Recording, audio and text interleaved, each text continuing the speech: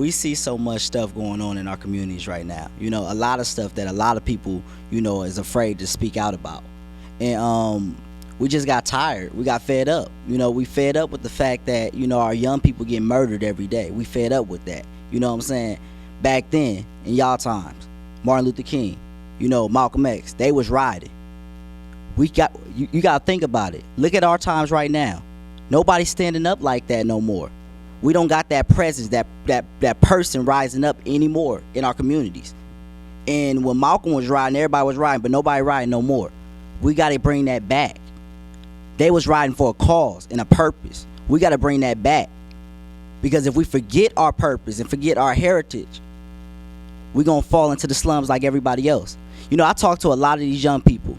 I talk to a lot of young people because, I dress like the young people. I talk to them. I don't put on no front. I be real with the people. And what I found out is the fact that a lot of people will not accept us for who we are. They look at us and be like, okay, well, I'm gonna look at this person. He look like a thug.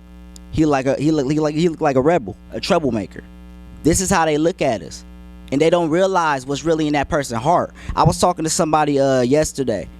His name was Chris. And I was talking to him about, God, and I was just able to relate to him on his level. I didn't talk, scriptural, just constantly saying scriptures. I'm gonna be honest, because I wasn't no hypocrite, no Pharisee. I just spoke to him on his level. And he told me, like, what was really going on. Like, he told me he was at the mall. He was talking about how people was looking at him because he was in packs with his homies, and they was at the mall. And people was like, you looking at him like, oh, he a thug. That's how people judge you. But the thing is, God is trying to show people that it ain't about your clothes. It's about your heart. We go in these churches daily. And I'm going to tell you the truth. The first thing that they say when we walk in them churches is the fact that that's a thug. That's a thug. That's a villain. That's a troublemaker. That's a menace. That's what they speak. But they speak this because they do not know the truth. It ain't about none of that mess. Let me tell you something. We had started a church. We had started a church over here in by the it was inside the Urban League. We had started a church over there, and it was called Flatline Ministry. It was called Flatline Church. And one thing that we was trying to show people was the fact that, man, come to church as you is. It don't make no sense that we got about 8 churches over here. 8 churches over here in this area in Eden Green and Chapel Oaks. People getting buried, but we got 8 churches and nobody doing nothing. Nobody. We got 8 churches out here. Now think about that. But nobody out there, you don't see them come through the hood. And that's the real. You don't see them come through the hood. I was talking to somebody in the hood over there in Eden Green. And I was talking to him. And he told me, this dude named Jonathan. I'm going to say his name. But I was talking to him. He was like, they came over and did it. It was last year. He said they came over and did a march.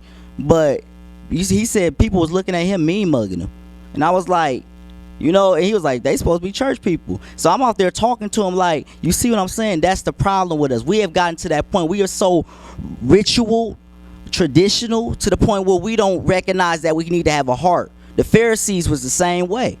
We turn into modern day Pharisees. And that's just the reality of it. And I'm going to say it to everybody because it's the truth. People need to hear the truth. And what we doing with our music is swinging back. We done asking for our 40 acres and mule. Like I told you, we done asking for that. We taking it back now. No more asking. We taking it back. And we gonna own it. That's real. We gotta stop. We gotta stop sitting back watching, waiting for the pastor to rise up, waiting for this person to rise up. We gotta go out there and do it. It ain't about the pastor in the pew doing it. It's about you. You. It's about you doing it. Don't wait for change. Go make change. Think about it. It's all about change. We got to go out there in the streets where they at and stop being afraid. Stop being punks. That's just real. And rise up. Because if we do not, I'm telling you, if we do not, it's going to get worse. And when it get worse, people going to be wondering why the riots are getting started. Why people getting shot.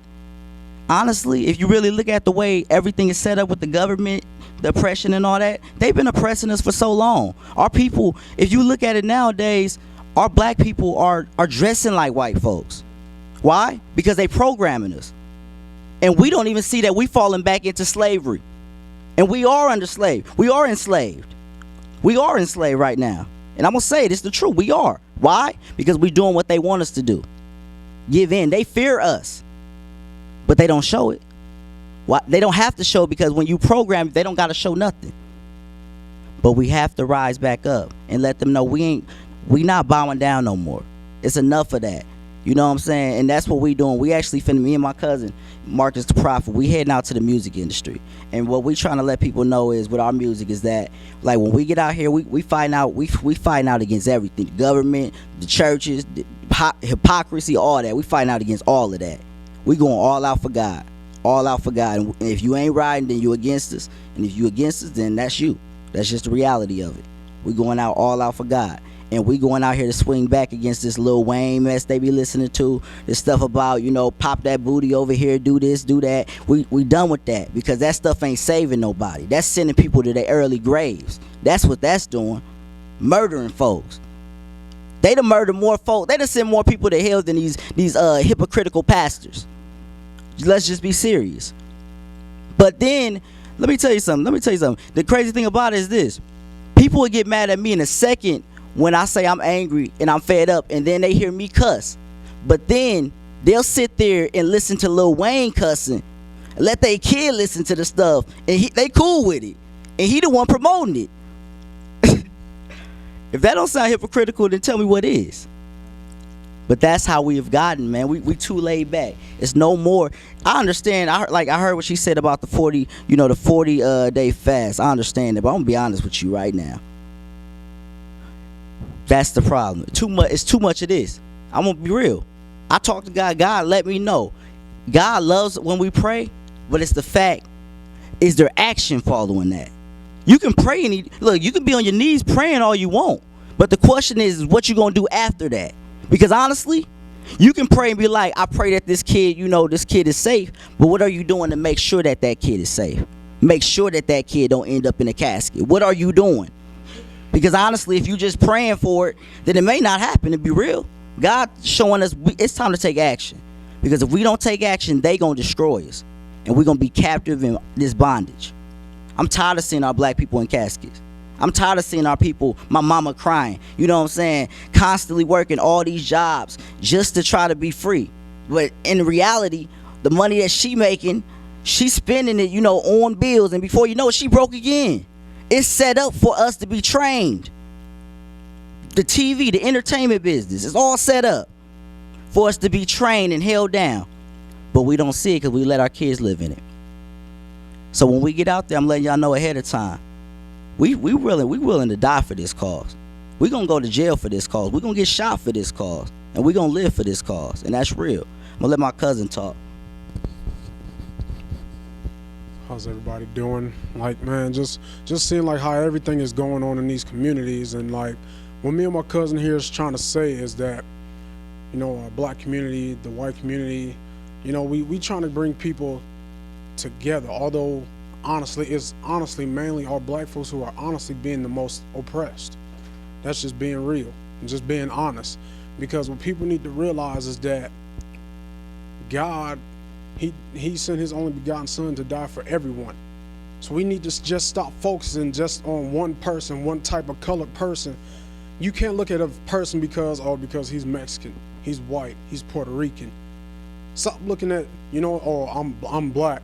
Well, honestly, we all got problems, but God want to see, like my cousin said, prayer, but he also wants to see action.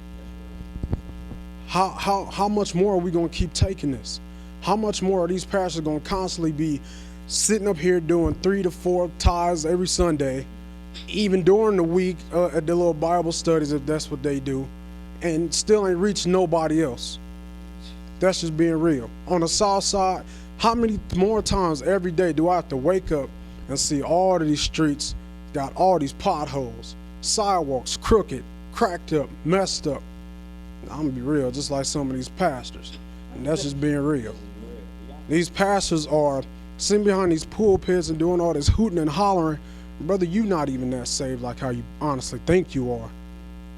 Let's just be honest. A pastor, people, basically what I'm trying to say is this: we need to stop looking at the pastors. We need to look at Jesus. Pick up a Bible, pick up the Holy Bible, read it daily, pray, but let's put it into action.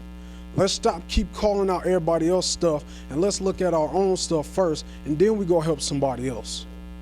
Let's get the log out of our own eye and be able to see past that first before you help somebody else with the speck in their own eye. And like we as black people, yes, we are always looking to make excuses.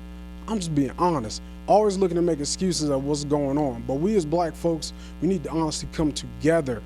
Stop looking at this black person because he has something that you may want. Why don't you honestly go work hard just like that person may work hard to get what that person has? Or pray and let God give it to you. Don't do it by self. Because a lot of people think like, okay, well, I got this because I'm blessed. Let's just be real. If you got it out of sin, you're not blessed.